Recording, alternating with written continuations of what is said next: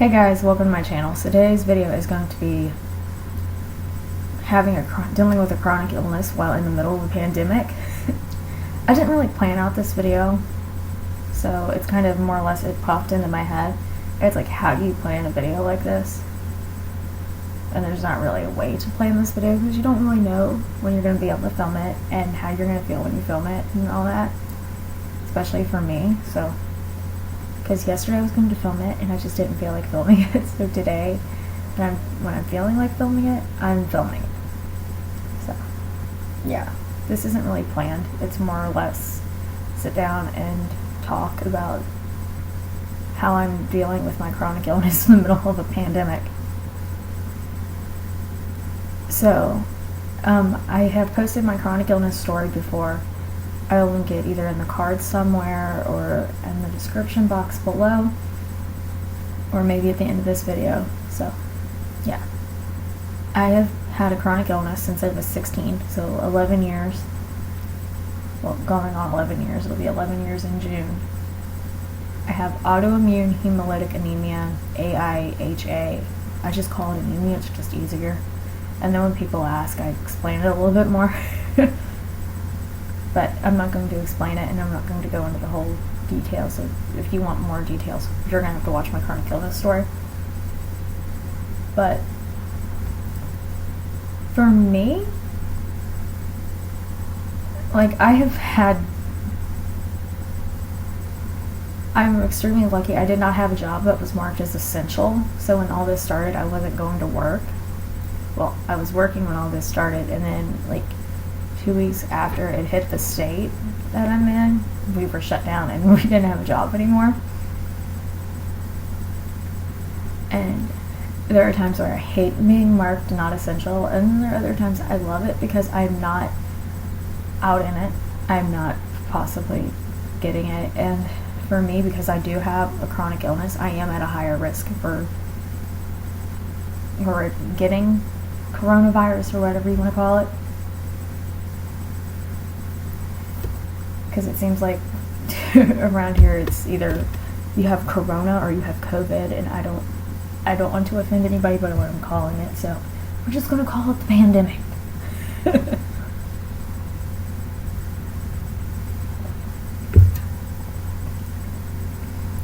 So for me, I got lucky. I've pretty much I've been 2 places, well, 3 places since this started. I've been at my house, I've been at my grandpa's house, and I went out last Saturday to the greenhouse, and I wasn't there for that long, but yeah, 3 places. And I was in the house for over a month by the time I went out last Saturday, because we were shut down March 20th. So, for me, technically, dealing with a chronic illness, and this hasn't been really any different than how I deal with it during my day-to-day life. It's just, I take my meds, I take my supplements, I watch myself on what I eat, I watch how I act, I watch what I do, that way I don't get sick. Because if this flares up and I get really bad, I don't want to have to risk going to the hospital. I don't want to risk ending up in an ambulance because you don't know, and I don't want to risk catching it. So basically, I'm taking care of myself. And my grandpa hasn't been anywhere either, so anybody's going to say, well, and my mom works from home right now. My dad's disabled, so he doesn't work. And my little brother is working, but he's not really around anybody. So I am keeping myself safe. And that's honestly how I feel like how I'm going to survive with a chronic illness and a pandemic, is knowing who I'm around and knowing where they've been and listening to my body. Because if anything, a chronic illness is knowing your body and knowing how your body reacts to certain things. And it really helps now that I'm out at the daycare because my immune system is total shit anyway, but without being in the daycare, it's not as bad because I was sick basically from a week into the job until like maybe 3-4 days after we got out of it, and I started feeling like my normal self. And then that's when I started, because I was listening to my body anyway, but I was so sick all the time I didn't know if it was my chronic illness or something I caught at the daycare. And now I know that when my body is reacting weird, what it is. So if anything, it's totally, and I'm not saying I'm liking this, but being that I am considered high risk to get this, I am kind of liking that I am stuck at home. And if you have a chronic illness and you can stay home, please stay home.